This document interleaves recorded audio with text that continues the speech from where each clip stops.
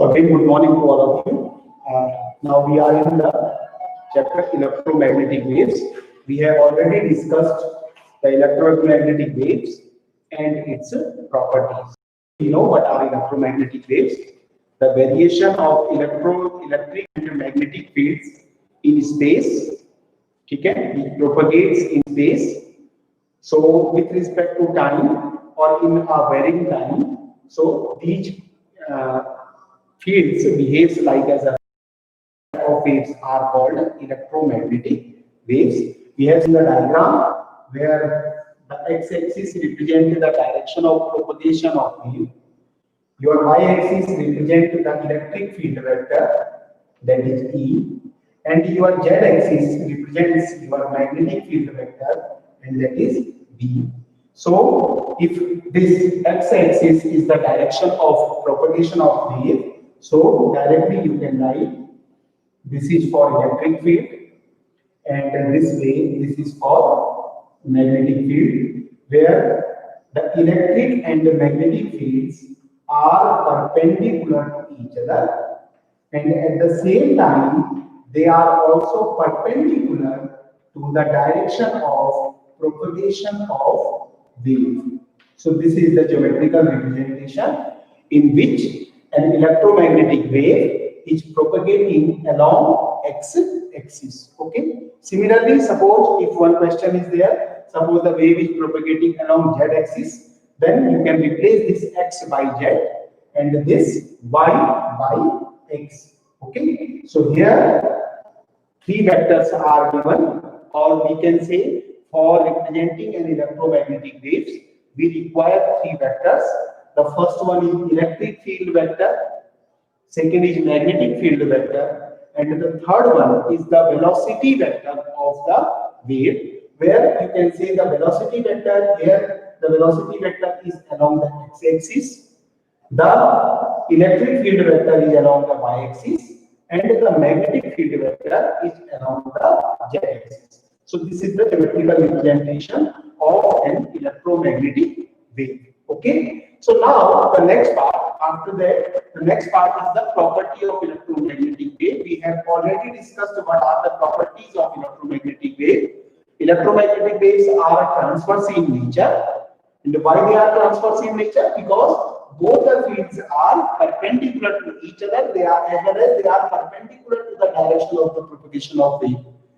Okay, we know the electromagnetic waves are polarized, because if you are taking a plane polarized wave, then you can see the phase angle between these two vectors is 0. There is no phase difference between electric and the magnetic field vector. You can see the phase difference between these two is pi by 2. Okay. Next one property, because electromagnetic waves carry information, carry momentum, carry energy, and carry the radiation pressure.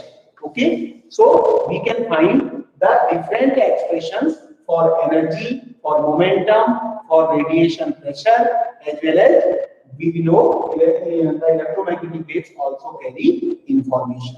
And what kind of energy? There are two types of energy. One is energy due to the electric field, and second, the energy due to the magnetic field.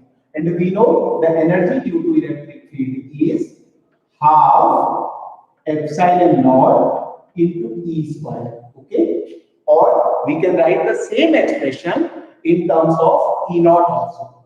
Clear? Similarly, we know the energy due to the magnetic field, and that is 1 upon 2 times mu naught into P square.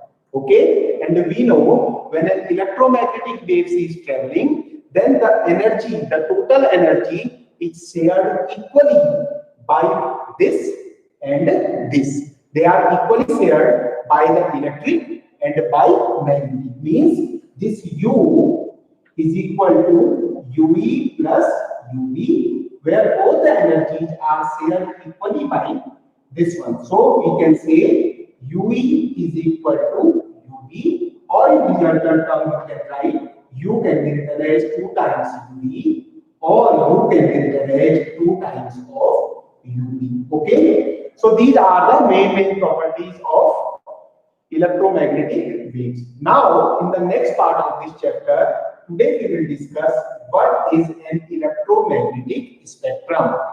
Okay, what is the electromagnetic spectrum and what are the different type of rays which contributes in electromagnetic wave, what is their properties and their usage. Okay, so today we will discuss electromagnetic spectrum.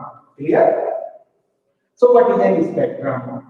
An ordered arrangement, okay, for different type of electromagnetic waves, either in terms of their wavelength or in terms of their frequency.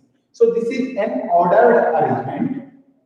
You can say this is an ordered arrangement, okay, where you are, what you are going to order? You are going to order electromagnetic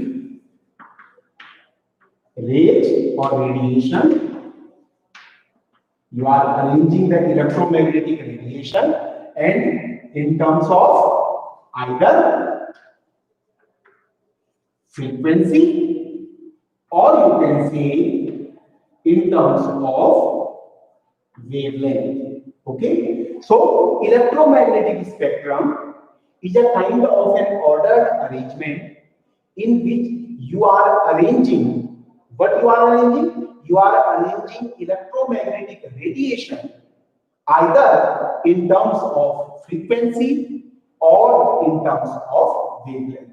So this is called an electromagnetic spectrum. Clear? So let's see. Suppose we are starting with suppose gamma rays, or you can say this is gamma rays. Okay? This is X-rays. This is UV rays, ultraviolet rays, X-rays obviously. This is infrared rays. Okay? Next is infrared rays.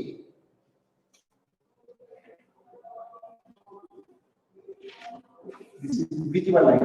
First of all, visible light, infrared rays, microwave, okay, or next last one is the radio waves. Radio waves. So this is an arrangement. This is, you can say, this is high frequency and this is low frequency. Similarly, if you are writing it in terms of wavelength, so this is high wavelength and this is low wavelength. Low wavelength. So this is an ordered arrangement of electromagnetic radiation. Okay, this can be either in terms of frequency. Here you can see this is high of wavelength. Okay, we know both are reciprocal to each other. This is the situation. Okay, you can also learn this ordered arrangement. There is Gandhi X-ray. Okay, vigorously. Okay, Gandhi X-ray vigorously used in medical research. Okay, so you can also learn in this way that gamma ray, X-ray, UV, visible, infrared, micro, and radio waves. So in terms of frequency, this is high frequency. So gamma rays have high frequency compared to the radio waves. Okay, radio waves is consisting low frequency. Similarly, in terms of wavelength, you can see in case of radio waves, the wavelength is higher than the gamma rays. Okay, so now this ultra electromagnetic radiation You can classify it into first in terms of frequency, second you can write it in terms of wavelength, and third you can read about its usage. Okay, in what type of usage you are using these waves. Okay, so gamma ray, X-ray, UV ray, visible light, infrared, microwave, and the radio waves. The whole spectrum is not visible to us. We cannot visualize the whole spectrum. Okay, because of our eyes, because these spectrums are very sensitive to the retina of our eye. Okay, so I have already shared with you the table. Okay, we show you what is the comparative analysis between the frequency and wavelength of different ultraviolet radiation. What are the properties and the usage of different types of ultraviolet radiations? Okay, so this is all about this electromagnetic waves. Even though the weightage of this chapter is very less, okay, but few topics are there. The topics are the main topics are the properties of electromagnetic waves and the electromagnetic wave spectrum. Okay, so now this part is over. The next part topic, we will move on to the part 2, or you can say the unit number 6, that is optics. Okay, now in from the chapter optics, the initial part, that is reflection, is removed from your syllabus. Okay, so the only topic is the starting topic is the refraction of light. Okay, so shall we start? So before going to start the optics, optics is a branch of physics in which we study the light and its related phenomena. Its related phenomena. Okay, and because we know that electromagnetic waves do not require any materialistic medium for their propagation.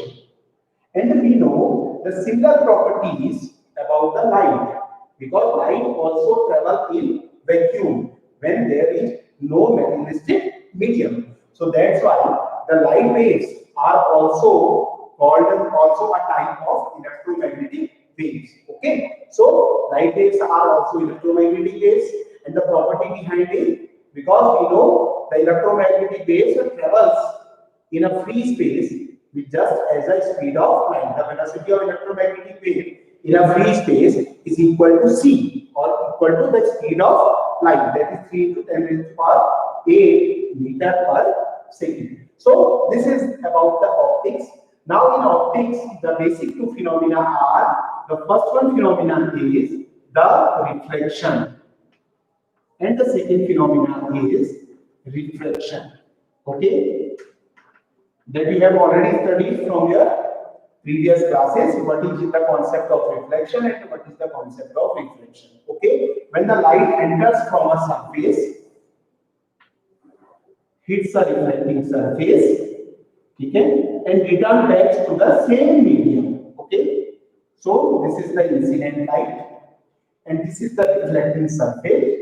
After striking the reflecting surface, the light returns to its return to the same medium. So this phenomena is called reflection. Okay, so in case of reflection, you know what are the basic laws of reflection. This is the incident light, this is the reflected light, and suppose this is you are drawing a normal, which is on the plane. Okay, then all three are light in the same plane. The incident ray, the reflected ray, and the normal light on the same plane. Okay, this is the first law. Second law is the law of incidence. The angle of incidence is equal to the angle of reflection. Okay, now I is denoted as the angle of incident. Okay, and R is the angle of reflection. So in this situation, you can see the angle of I, okay, the angle of incident is equal to angle of reflection. So I equal to R.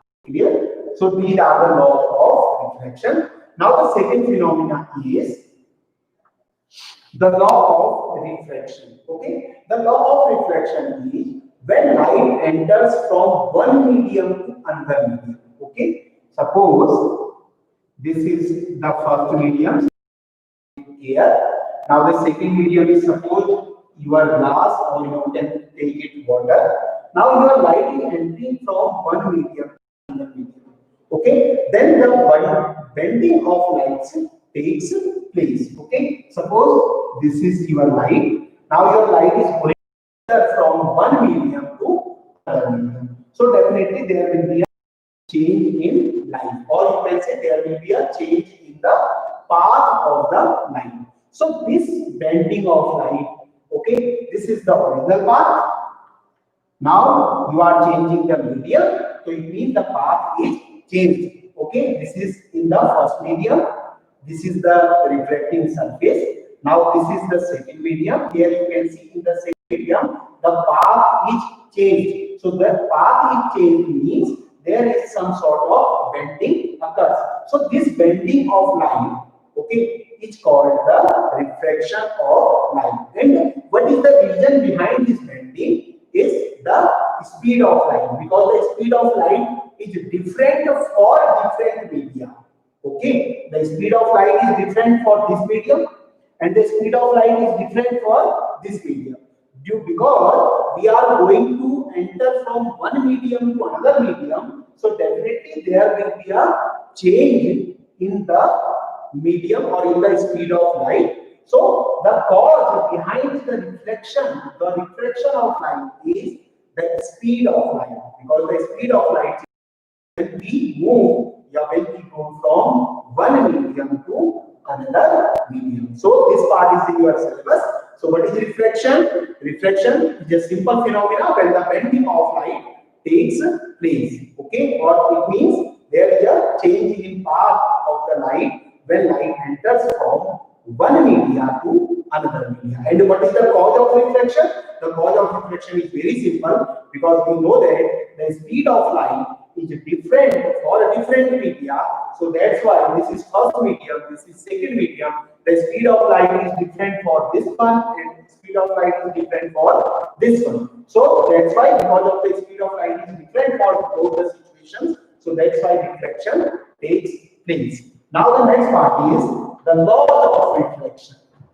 The laws of reflection. Okay. Similarly, because we know that one of the property of electromagnetic wave is the electromagnetic wave consists of reflection, interference, all these phenomena, and the light is also an electromagnetic wave. Okay. So law of reflection is your three. The first one, suppose you are going to enter from air to water. Okay. Clear? Or you can also reverse it. Okay. So one medium is called rarer and one medium is called denser. And who will decide which one is rarer or which one is denser? Who will decide? The optical density will decide. Okay. The optical density will decide who is rarer medium and who is denser medium. Okay. First of all, I am going to clear one doubt in between. Okay. Because generally we confuse what is the relation between the optical density and the mass density. Okay, clear? Optical density and the mass density, because you know the mass density equal to mass per unit volume. Okay, mass per unit volume. This is the definition of mass density. Okay, generally what we do, we just familiar. But if the mass density is higher, it means the optical density is low. Clear? So generally we compare in such a way, but this is not a correct phenomenon, because mass density is a different concept and optical density is a different concept. The definition of mass density equal to the mass lies per unit volume. Okay, this is the definition of mass density, and the definition of optical density is the ratio of speed of light in that medium. Okay, speed of light. Okay, we can't say if the mass density is more means optical density is also more. Okay, you cannot correlate like this, because there are certain examples in which the mass density is low but the optical density is higher. Okay, so both the phenomena, the mass density and the optical density, are different phenomena. Okay, the mass density gives you an idea about the mass per unit volume, but the phenomena of optical density gives you an idea about the speed of light in different mediums. Okay, suppose you are taking two mediums, then the speed of light in medium 1 upon speed of light in medium 2 is called its optical density. Okay, so the optical density will decide out of two medium which one is rarer and which one is denser. Clear? So your optical density will decide. So suppose you are taking these two mediums, the air and water, and we know the optical density of this one is greater and this one is higher. So we can say this is a rarer and this is denser. Okay, so out of these two mediums, you can classify mediums as this. So now you are moving from, now you are going from rarer to denser medium. So it means if it is going from bend towards normal, okay, the actual path here you can see.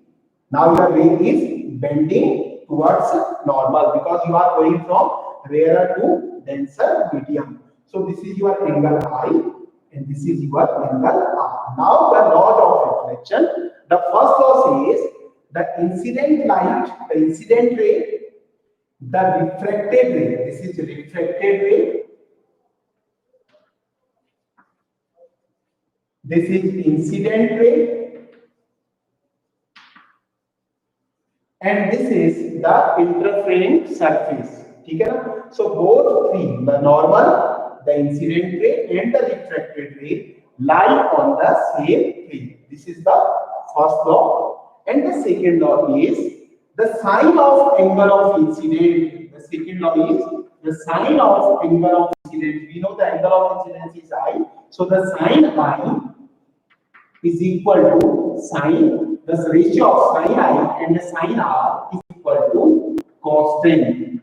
Okay, this is the second law. The sine of angle of incidence to the sine of angle of reflection is equal to constant. Or you can write it as the refractive index of second medium with respect to the first medium. Or you can say this value is 1 and 2, means same way you can replace mu by n. Okay, here this term, this n or mu, is called the refractive index of the medium. Clear? Suppose you are taking two medium, one medium is a vacuum and other medium is a suppose glass or air. Okay, so in this situation you can say the 1 and 2 gives you an idea about the refractive index of the medium 2.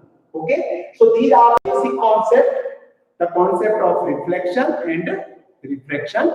Okay, and the optical density is the main which gives you an idea about the classification of rarer and denser medium. Okay, so in the next topic we will start your the main part of the topic, that is called the total internal reflection and their applications. Okay, so that's all for today. I hope before going to conclude it, though the weightage of this topic is very less, okay, but definitely you will get some very short answer and short answer questions from this topic. So try to practice it. If you have any doubt, okay, you can write it in your comment section or in that's all for chapter topic part 1, and then we will move on to the part 2 of your syllabus. So that's all for today. Thank you. Have a wonderful day.